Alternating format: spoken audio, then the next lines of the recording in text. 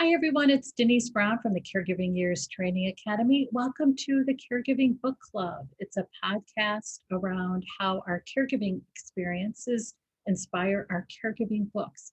And on a regular basis, I'm talking to authors who are also currently or have previously cared for a family member. And I am delighted to introduce you to Cameron Huddleston. Hi, Cameron. How are you? I'm fine. How are you, Denise? I'm great. So, the name of your book is Mom and Dad, We Need to Talk. And it's That's inspired. right. What's interesting about your book is actually it's inspired by what you do professionally and then your personal experiences. So professionally, you're a journalist that covers personal finance. And then personally, you cared for your mom through January of this year over a period of how many years? 12 years. 12 years. So you pulled it all together into a book. I did. You're used to writing. I'm wondering what the difference between writing as a journalist and writing as a book author is.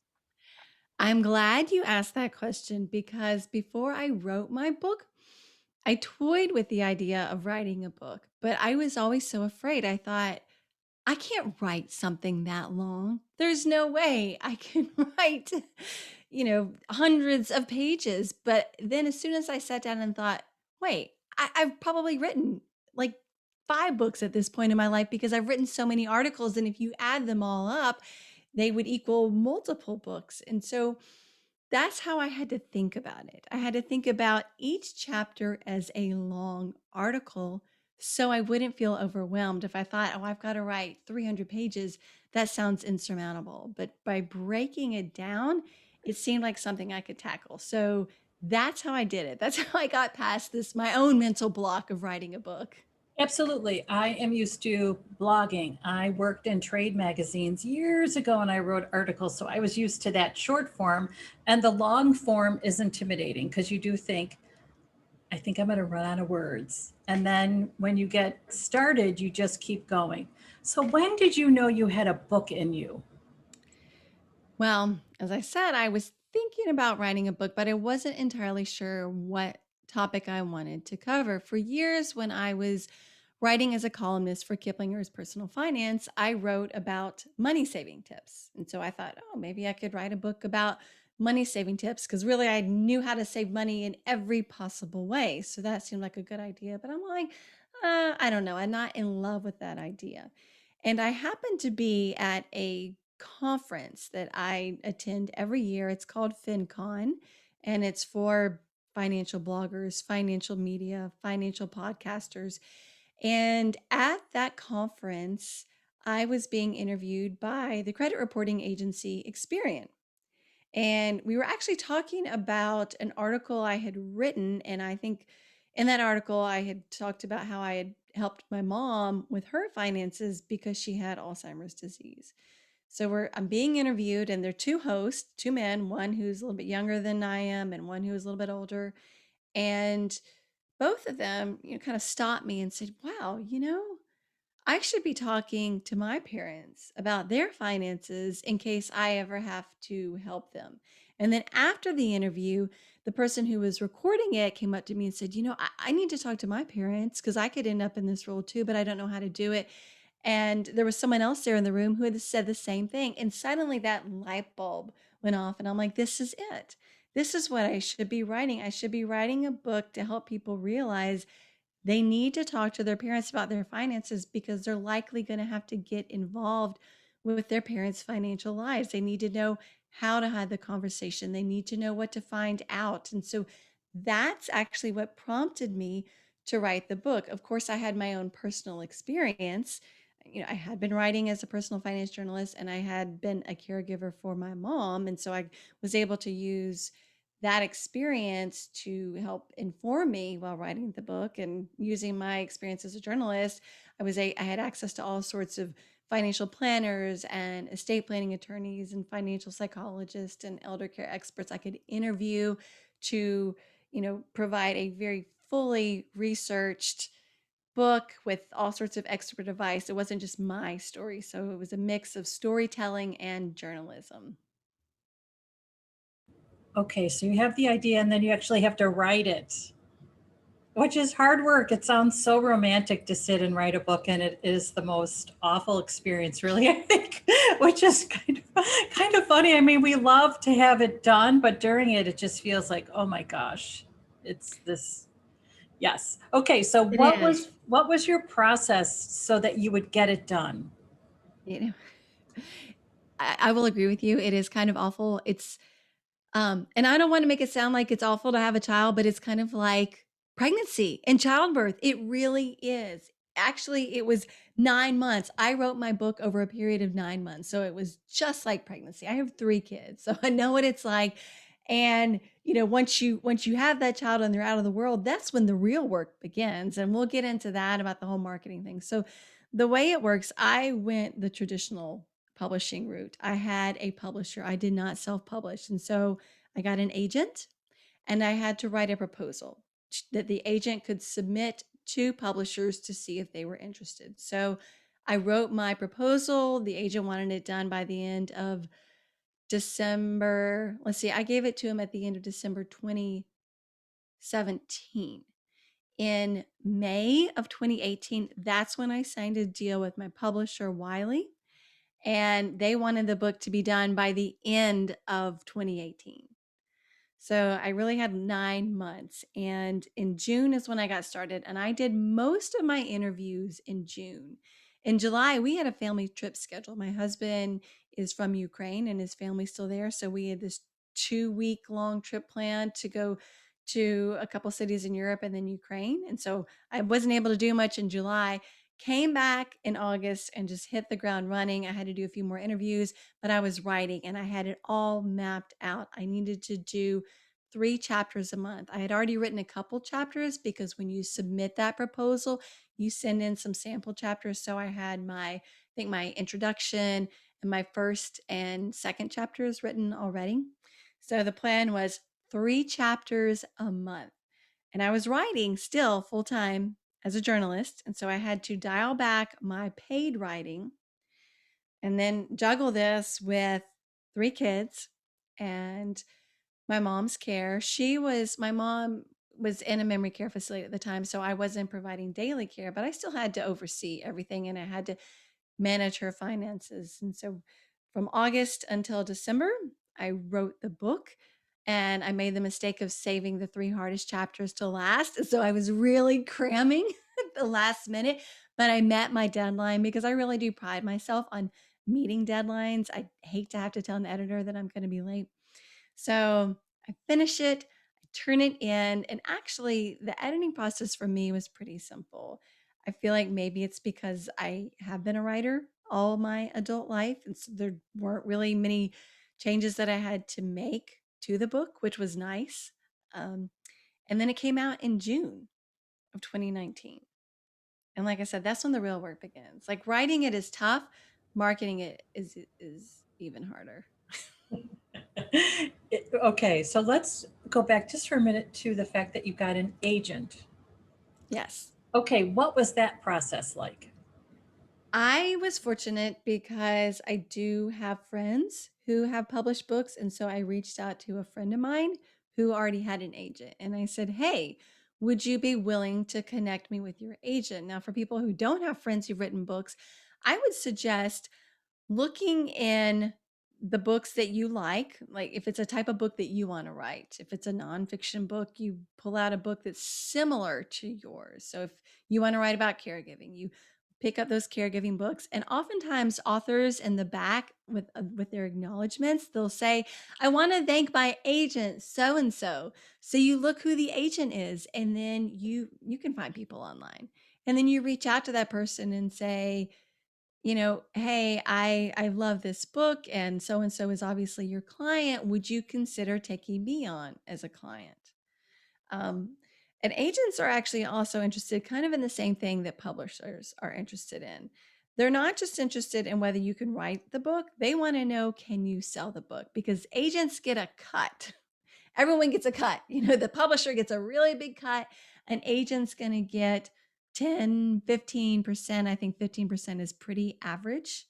They're going to get 50% of what you get. And you're only getting, maybe 20% of what, the publisher gets when they sell the book. So, I mean, it shrinks, everyone gets a cut.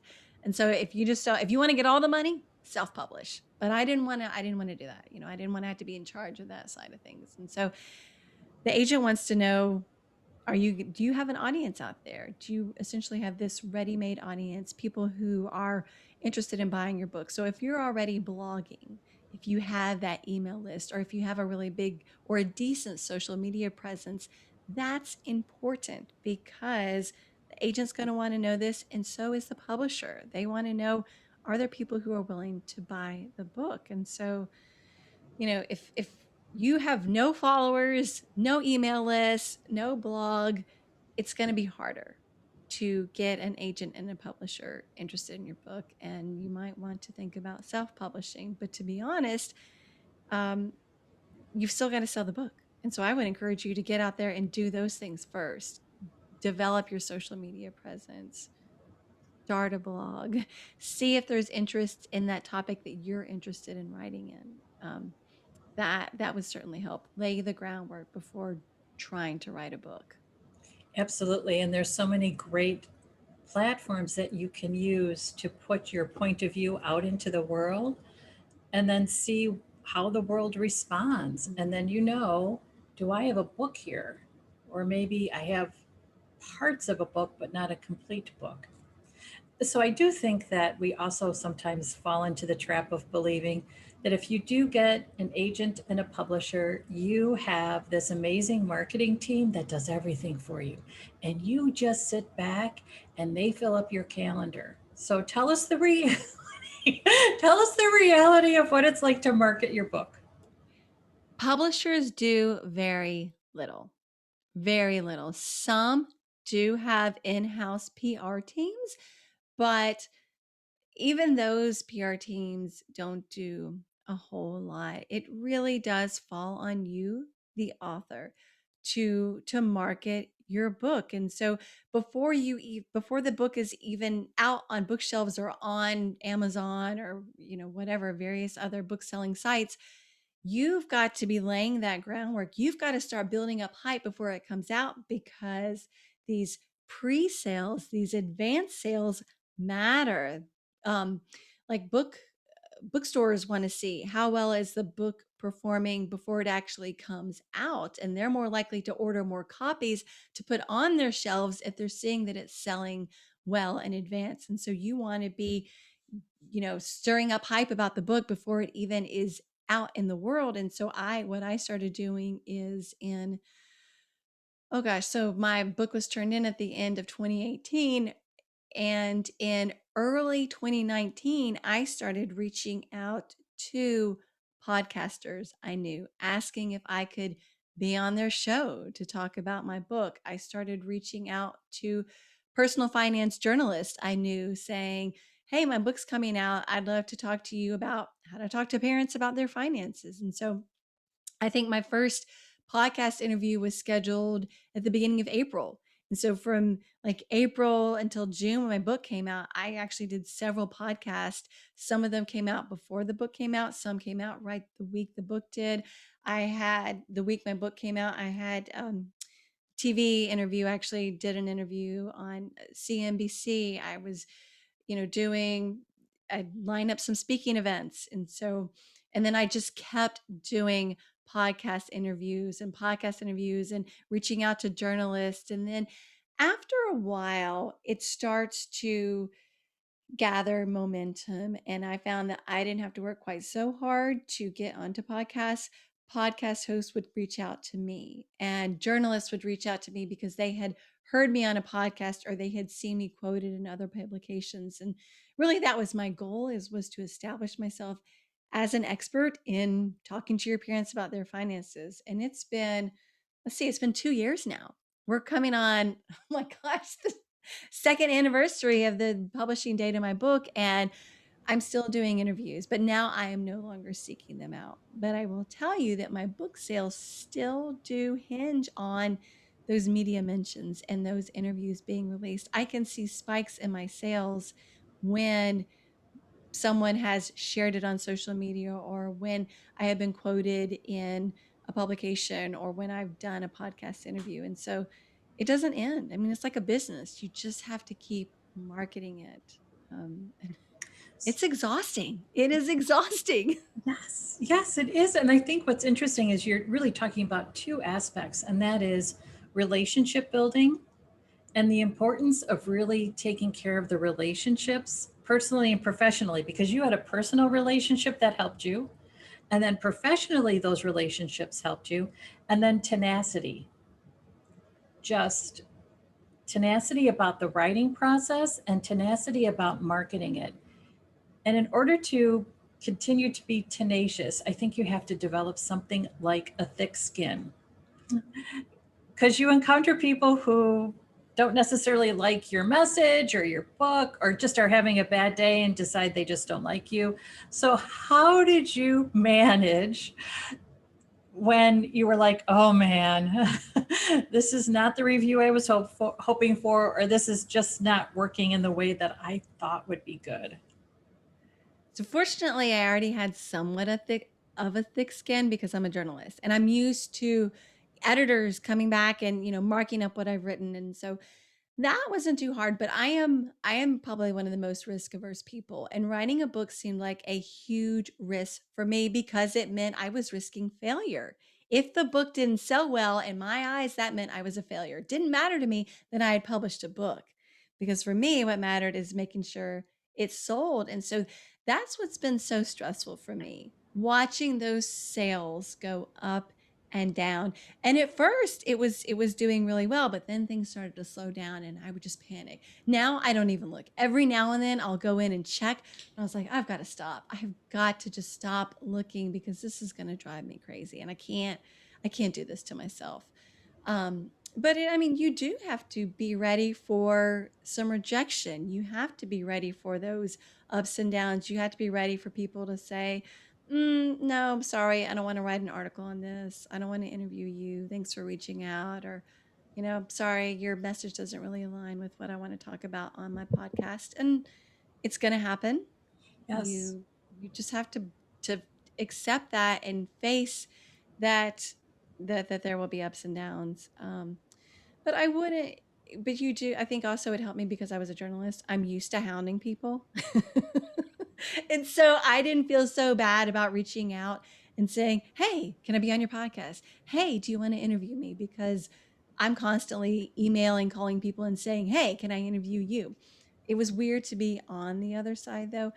What's hardest for me though is that self promotion, getting on social media and saying, hey, you should buy my book. Hey, check out my book. Honestly, I hate doing that. I hate feeling like people are out there thinking, oh my gosh, there's Cameron again, talking about her book, talking about this, sharing tips on how to talk to parents about their finances. I hate feeling like in the back of my head, people might be thinking that way. They might not be at all. They might be like, oh, hey, I'm glad she's telling us about this book because I need it. But in my mind, I don't want to feel like I'm coming off as bragging or, hey, look, I just did this interview. But you have to, like, you have to not be afraid to promote yourself because no one else is going to promote your book, really. I mean, you can hire PR people to do it for you. And if you're really uncomfortable, maybe you want to go that route, but it's expensive. And like I said, you're already getting a small cut and a smaller cut. And so I wanted to hang on to every dollar I could. So I thought, I don't need to hire someone to do PR. I can do this myself. But if you're not comfortable, hire someone to help you. You can get around it by doing it that way. And then you don't necessarily know about all the rejections you're getting. True. So there's a couple of things that you just talked about. One is the numbers, because numbers are great because they can give us an idea of where to go. So for instance, you could follow which social media platform seems to be giving you the best engagement about your book. But then you can get trapped in how awful numbers are if you're looking at sales numbers and seeing this doesn't meet my target. So it's important to think about the relationship we have with numbers too. What's working for me with my numbers and what is it that is just not helping me? The other thing you talked about is self promotion. And I think sometimes it's finding the story around the product and then sharing the stories around the product. And that way it's not necessarily all about me, it's about a customer having a good experience and it having a positive impact on their life. And then the story is the way to sell. But that takes finesse. Yeah, and I'm not a marketer by profession, so I'm not sure how good I am at it. I'm a writer, and that's what I do. I sit behind my computer and I type words, and so it's a role that I have felt uncomfortable stepping into. I'm not entirely sure how successful I am at it. I don't have any problems getting on doing interviews and talking because I do like talking, but um, promoting myself, it's hard. Like I said, I'm not entirely comfortable with it. I think at this point though, I've gotten beyond that. I've been doing this now for 2 years, promoting myself, promoting my book, and kind of gotten past that point of feeling uncomfortable. But it's you have to learn new skills. You have to get comfortable doing things that you haven't done before. That's all part of the process, really. So, what's your next book? I have one in mind. It's funny because when I finished my first book and the day it came out, I was in New York City and I met with my agent, and that was his question. Okay, what are you writing next? And we hashed out some ideas. I considered doing a series, and I've had a lot of people say, "Oh, you need to do a kids we need to talk to help adults talk to their children, their adult children about their finances." And I thought about that. I was really leaning toward a book for my generation, Gen X, and helping Gen Xers take control of their money because I've seen survey after survey showing that my generation is really struggling financially. Plus, so many of them are in the sandwich generation too of caring for kids and parents, and that creates all sorts of strains on your finances. And I was really thinking about heading down that path. And then the pandemic hits and my kids were at home. They were not at school. And I was like, I can't write a book now. I can barely stay on top of the articles that I need to write. And so that idea was on hold. But then in January of 2020, I was contacted by a company, a startup called Careful, and they had read my book and they were looking for someone essentially to work with them to help provide content for their website. And Careful is a new service that helps financial caregivers monitor their aging loved ones' financial accounts. And so they reached out to me wanting me to write blog posts for their website to essentially help create an educational component for the app to help guide financial caregivers through that journey. And so I joined the Careful team in March, and I've been writing so many articles related to financial caregiving, what you have to do once you have to help an aging loved one with money matters. And so suddenly my thoughts about writing another book shifted to, hey, this would in a way kind of be a follow up to Mom and Dad, We Need to Talk. Now we're in this role of financial caregiver. We're having to help our parents, but how do we do it? There are lots of books about caregiving focusing on the emotional side of it, what do you need to do to prepare when mom has to go to the hospital, and checklists and that sort of thing. But again, I don't think there's much out there guiding people through the financial side of things, and that's really hard because most of us don't have any sort of financial education. It's not taught in school. We're struggling with our own finances. How can we manage someone else's? And so I really want to create this comprehensive guide to walk people through beginning to end of helping a loved one with their finances and how to protect your own finances in the process, how to not go broke taking care of mom and dad. And so that's my idea, but I've got to get my kids back in school. Not at home, not doing online school at home. And so maybe in the fall I can start thinking more seriously about writing a second book because again, it's a huge time commitment, and really I have been this past year, like everyone, it's been a challenge, but it's been a special challenge for me because I have 3 kids and they've been doing online school. My mother really took a turn for the worse in her health. We found out she had cancer actually in 2019, right before my book came out. And so I was dealing with that right as I was in the beginning stages of marketing my book, and she had surgery for the cancer, but it came back, and found out it came back at the beginning of the pandemic. I mean, everything was in lockdown. Her memory care facility was not allowing visitors. And so that was a real challenge trying to get her treatment in the middle of a pandemic. But because that cancer had spread and because she was in the late stage of Alzheimer's disease, really there was nothing we could do. Chemotherapy was out of the question, radiation treatment was out of the question. And so essentially took her from the hospital back to her facility and signed her up for hospice care. And her health continued to decline, and she was at the point where she was about to go into the hospice facility because she had not been eating or drinking, and she caught COVID. She had actually had her first shot, but she got COVID, and she wasn't allowed to quarantine there. So I brought her into my house, and my mother passed away in January of this year. So there's just been so much going on, and I have to kind of get past that again before and get my kids back in school before I can start thinking about taking on another project like writing a second book. But I've got one there in my head. It just I need to kind of have things settle down before I can focus on that. There's something to be said about the recovery we need after a crisis. And what you described are multiple crises. So Definitely. the recovery is important. Right. And I'm not the type of person who slows down easily.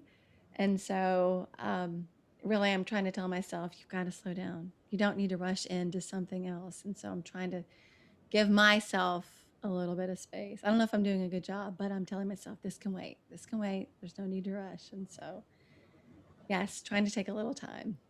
You know what's interesting? This whole idea of this can wait is something that I struggle with. So as soon as I have an idea, I like to pursue it. I like to see if it has legs. And then if I don't have the time for it and it feels like it has legs, it's a great frustration for me. It's hard to believe that waiting is a good strategy. But sometimes waiting is a good strategy. I suppose I have to reframe that strategy.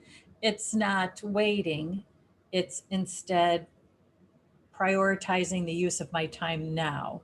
And the priority right now for you, it sounds like, is recovery. It is, and giving my kids some time because they haven't been able to get a lot of my attention when I was writing the book, when I was marketing the book, and um they've complained some. Mom, you're always so busy. And so they do need my time. And so I've got to make sure I'm carving out time for them and not jumping into another project that's going to take away my time for them because they're still relatively young. My youngest is 9, and then I have a 14-year-old and then a 16-year-old, and that 16-year-old is almost 17 and is going to be a senior in high school. And before I know it, she's going to be gone in college. So here's a perspective on waiting around that second book that maybe will be helpful. So I have been thinking about this financial impact of a personal caregiving experience on our retirement and our ability to feel good about what we need for our own future. And I think there's going to be more stories that come out because of the pandemic about how many people really suffered financially. And I also think there's going to be changes. Now, I've got my fingers crossed, I've got my legs crossed, but I also think there's going to be some policy changes that will impact our ability to financially take care of ourselves. So waiting for it all to play out actually I think is smart. Yeah, it might help. Maybe if I've got a book that comes out in a year from now, maybe there's going to be even more talk about it. Gosh, though, that's such a huge issue, though. The financial burden of caregiving. It's so expensive and it affects people in so many ways, and it's a huge issue that has to be dealt with. I'm not entirely sure how they can deal with it, but um, I really do think, though, and I'm not just saying this because I wrote a book about this, but I do think conversations play such a big role. If people would have these conversations with their parents sooner rather than later, then they can plan. And the more you plan, the more options you have. If you wait till that emergency, you don't have many options. And so if people are talking to their parents while they're relatively young and healthy, you can start planning. They can prepare their finances, and you can too for the possibility that you're going to have to step into the role of caregiver. So, um, you know, read my book. That Have was these conversations because it's going to help. It really will help. I am all about planning, and really, the more you plan, the better off you're going to be. I know people don't want to. It's like easier to just stick your head in the sand and hope it's not going to happen. But it's going to happen. It is going to happen, and you need to have a plan. And so I'm all about planning and having these conversations so you can be prepared. absolutely. As someone who is regularly having difficult conversations with my parents, I dread them and then I feel so much better after having them. And I feel like I have an insight into their priorities and values that's so important now. My younger sister actually gave me a hard time about these conversations that I had with my parents last week. She was like, "Why are you talking about this stuff? I don't get it." And then the next day, she called me up and she said, "Oh, my mother in law is having problems. We're trying to figure out some things. We just got a text last night. What guidance can you offer?" And of course, I'm always happy to help and always happy to point them in the right direction. But she said to me at the end of the conversation, "I get it now." I get the whole planning piece and the whole talking about it now. It just makes it so much easier. And I think too, we talk about the choices when you're raising kids around what gets put toward college, what gets put toward your own retirement. But you could have a situation where you're thinking college, retirement, caregiving. And if you don't have a conversation about values and priorities around money and where the money goes, it's going to be very difficult to make a decision that you feel like this aligns with who we are as a family. That's why the conversations are so important. They help you make a good decision. Exactly. And it is really, these conversations are about finding out what are your parents' wishes? What are their priorities? What are their values? And if you go into it thinking about it that way and you approach it and you tell your parents, I want to know what your values are. I want to know what your wishes are so I can honor them. I mean, I am so glad that my mother told me on many occasions exactly what she wanted when she died. She said she wanted to be cremated. She wanted to have her friends get up and tell stories about her. Because I knew this, it made things easier for me when she did pass away, and I could honor those wishes. My father never said anything. He used to joke and say, "Sharpen my toes and hammer me into the ground."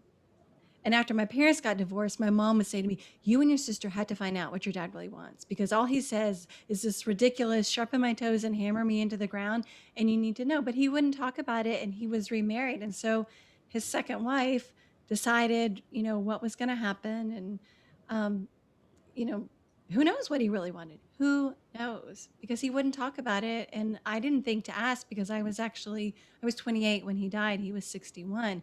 It wasn't a conversation I was thinking about having. And so it is so good to know what your parents' wishes are so you can honor them. And I also think it's so good for us to have the conversations with others in our family. It's really not just a conversation with our parents, but it's a conversation with the family. So spouses, siblings, so that everybody has this awareness of what's the wish, what's the value, what's the priority. Exactly. You should be talking to your siblings. In fact, you should talk to your siblings before you talk to your parents so you guys can all get on the same page and discuss what roles you're willing to play in your parents' lives as they age. It's so important. Yes, family money conversations are incredibly important. Okay, Cameron, the name of your book is Mom and Dad, We Need to Talk. So where can we buy it? You can get it on Amazon. There are independent booksellers that sell it. Barnes and Noble definitely has it online. I'm pretty sure even Target and Walmart might have it online. And I haven't ever seen it in a Target store, but you can find it online. And actually, on my website, CameronHuddleston.com, I have links to where you can get the book. Okay, and I think we should give a shout out to Careful because the reason we know each other is because of Careful. Yeah, Yes. it's always amazing how the lives interact and how the work, connects. It's just fun to think about it. It is. And I will tell you that I really felt so alone during my caregiving journey because I was relatively young when I stepped into the role of caregiver, I was 35. I didn't have any friends who were in a similar situation. And Careful, as I mentioned earlier, is this new service to help financial caregivers monitor their parents or aging loved ones' finances. And Careful did a series of videos where caregivers were interviewed. You, Denise, were one of them. And watching those videos was such a wonderful experience for me. I loved hearing other people's stories because I hadn't been having those conversations with other people. And to hear other people going through something similar to what I went through felt so validating. Like people saying they did some of the same things that I did. And I was like, oh, great. I was on the right track because they did this too. But just hearing what people went through, because I had not had these conversations with other people, other caregivers. Um, and it was such a wonderful experience for me to hear your story and those other caregiver stories. It meant so much to me.